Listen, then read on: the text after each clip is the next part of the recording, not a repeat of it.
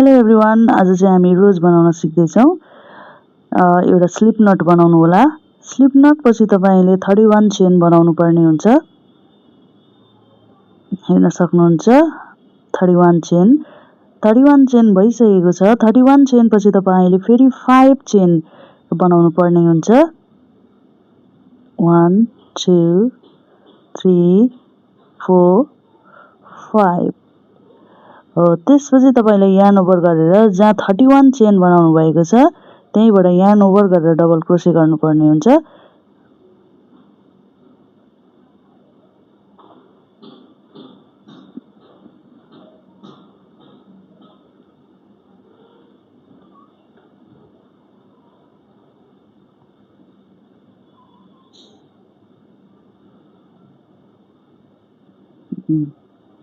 मैले बनाएँ। अब त्यसपछि तपाईले 3 चेन बनाउनु पर्ने हुन्छ। 3 चेन पछि तपाईले फेरि त्यही सेम स्टेजमा yarn over, insert the hook and do double crochet.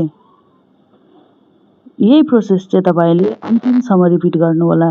जस्तै अब यसमा चाहिँ लिभ 2 चेन, पहिला चाहिँ हामीले दुईटा चेन लिभ गर्ने अनि थर्ड चेनमा चाहिँ हुक इन्सर्ट गरेर यार्न ओभर गरेर डबल क्रोशे गर्ने अनि फेरि 3 सिंगल क्रोशिया बनाउने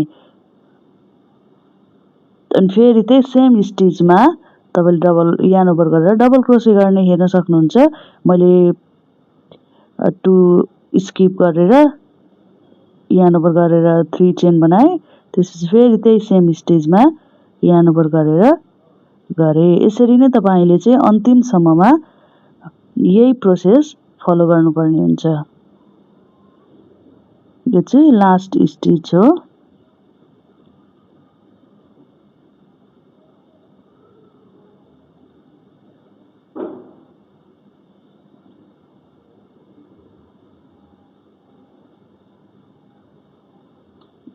अब पेटल्सको लागि चाहिँ हामीले फेरि 3 चेन बनाउनु पर्ने हुन्छ। 3 चेन बनाइसकेपछि तपाईले त्यसलाई फर्काउने। फर्काइसकेपछि त्यहाँनेरि तपाईले होल्स देख्न सक्नुहुन्छ। पहिलो होल्समा तपाईले 6 चेन बनाउनुस् अनि फेरि नेक्स्ट होलमा 1 सिंगल क्रोशे गर्नुपर्ने हुन्छ यार्न ओभर नगरिकन। यहाँ चाहिँ 6 चेन बनाउँदा चाहिँ yarn over, pull two, loop and then do double crochet. Same हो 5 वटा बनाउने। 5 भन्दा चाहिँ 6 चोटी तपाईले चाहिँ डबल क्रोशे बनाउनु पर्ने हुन्छ। 6 चोटी बनाइसकेपछि नेक्स्ट होलमा डबल क्रोशे गर्ने अनि फेरि अर्को होल्समा त्यही 6 यार्न ओभर गरेर डबल क्रोशे गर्ने अनि फेरि नेक्स्ट होलमा 1 सिंगल क्रोशे। त्यसरी नै गर्दै गर्दै अन्तिमसम्म त्यही प्रोसेस फलो गर्नु होला। अनि हेर्न सक्नुहुन्छ मैले चाहिँ बनाइसकेको छु। अब त्यो सुरुको धागोलाई चाहिँ हामीले हाइड गर्नुपर्ने हुन्छ। हाइड गरिसकेपछि कट गर्ने। मैले कट गरेँ सुरुको जुन हामीले चेन बनाउँदा। अनि हामीले थोरै लामो कट गर्नुपर्ने हुन्छ। त्यो हामीले जुन प्रोसेस रिपिट गरेका थियौँ नि त्यसपछि लामो धागो कट गर्ने, किनभने हामीलाई पछि सिलाउनलाई काम लाग्छ। अब हामीले यसलाई सेप दिने रोजको यसरी फोल्ड गर्दै गर्दै जाने।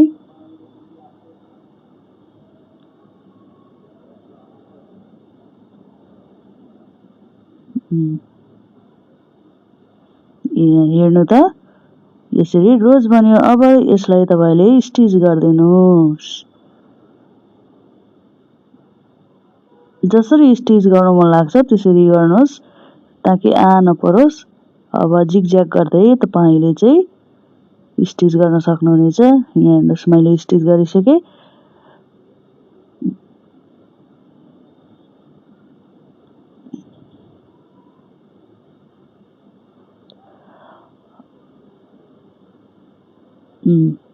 अब तपाईले चाहिँ मोती हाल्नको लागि चाहिँ बीचबाट सियो उनेर त्यसमा मोती हाल्न सक्नुहुन्छ।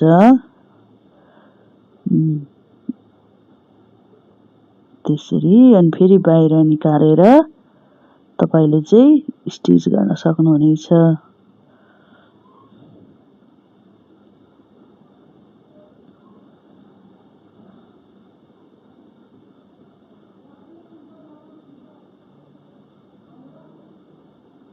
अब यसलाई हाइड गरिदिने। धागोलाई हाइड गरिसकेपछि हामीले चाहिँ यसलाई कट गर्छौं।